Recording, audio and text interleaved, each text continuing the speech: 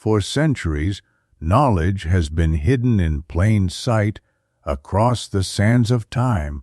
Whispers of lost civilizations, cryptic symbols, and forbidden histories have been erased or concealed. What if the truth was never lost, but hidden? Welcome to Eye of Ancient Mysteries, where the past speaks and the future listens. Sit back, open your mind, and prepare to uncover the untold secrets of our world. Let the journey begin now. I am a medium and I hear the voices of the dead.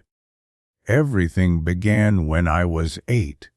Despite my terrible childhood, I lived a long life without falling victim to psychosis or obsession. I can call myself a happy man because I have a job that brings me joy. I am a medium with the gift of direct voice. I transmit messages from the deceased not with my own voice, but with the voice of the spirit, which usually sounds slightly higher and a little to the side of my head. These are real voices. They can be recorded and listened to on a tape recorder, said the well-known medium of the last century, Leslie Flint, about his gift. During his nearly half-century-long career, there were many attempts to expose him as a fraud. He was locked in a sealed room and tied up, yet observers were never able to catch Leslie Flint in deception. On the contrary, the studies of physicist William Bennett confirmed that the voices speaking through Leslie Flint did not belong to him. Meanwhile, these voices told the world much about life on the other side. You will be a very famous medium. Leslie Flint was born in 1911 in London. His father went to the front when the boy was 3 years old. Leslie never saw him again. The future medium's mother was busy arranging her private life. And so that little Leslie wouldn't get in the way, she would take him to the cinema in the evenings. The boy watched films late into the night, while his mother forgot about her son. Soon, the boy's mother left with one of her admirers, and his grandmother took over raising Leslie. He was 8 years old when something happened to him, something he would later call his first psychic experience. That day, returning from school, Leslie found his Aunt Nell visiting. She had come to say that her husband had died in France. While the visitor was talking about what had happened, Leslie noticed a soldier appear beside her who disappeared a few minutes later. After she finished speaking, Aunt Nell pulled a photograph of her late husband from her bag. When the boy looked at the photo, he recognized the same soldier who had just stood next to her. Leslie immediately told his aunt, for which he was called a liar and slapped by his grandmother. Another time Leslie was coming home from school when he heard an unfamiliar voice in the kitchen. Entering the room, the boy saw a woman with a large mole on her chin. The stranger disappeared as soon as the boy stepped into the kitchen.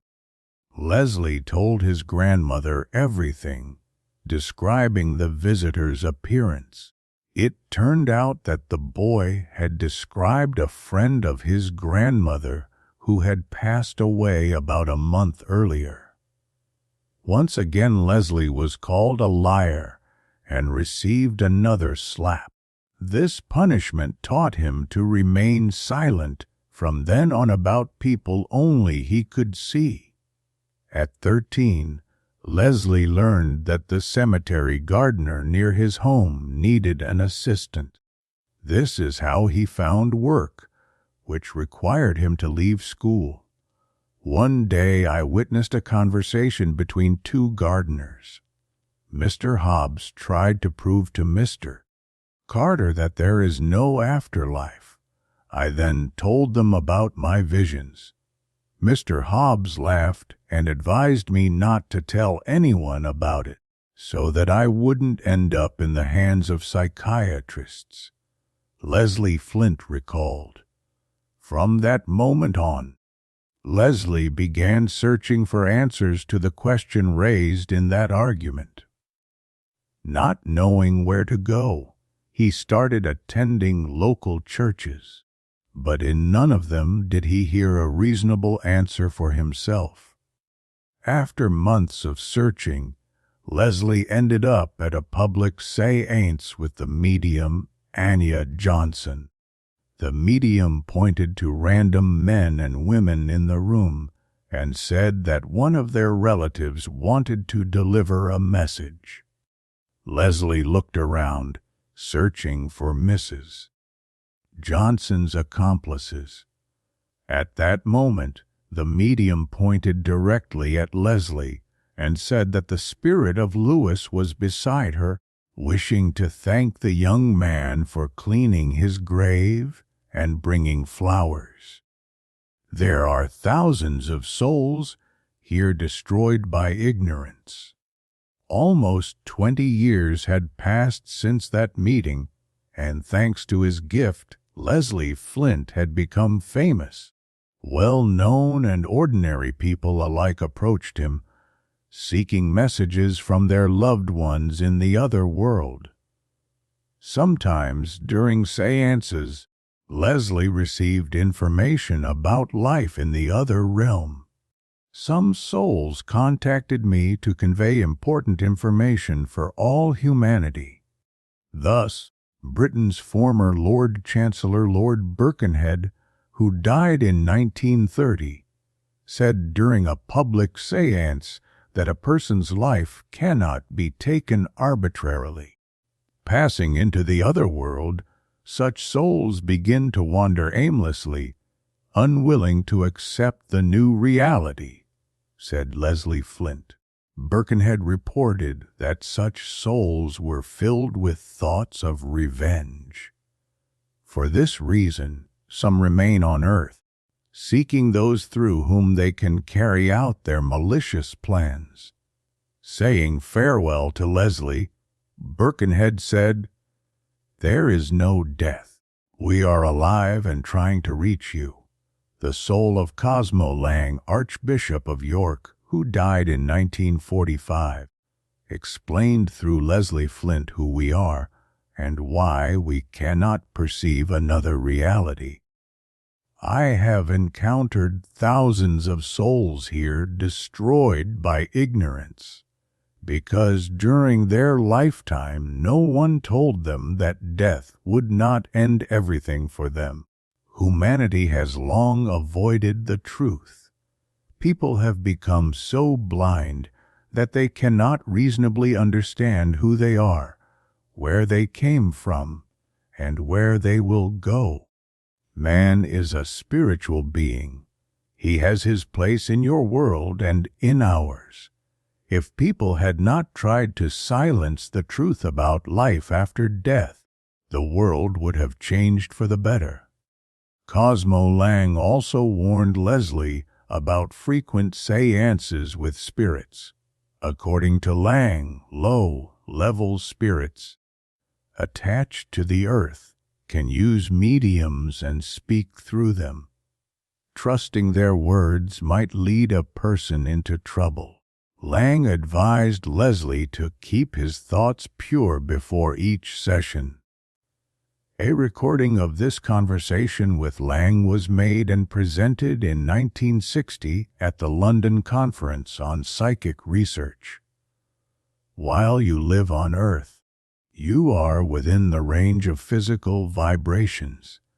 That is why all objects in your world appear real and solid to you. But the chair you sit on is merely a collection of atoms.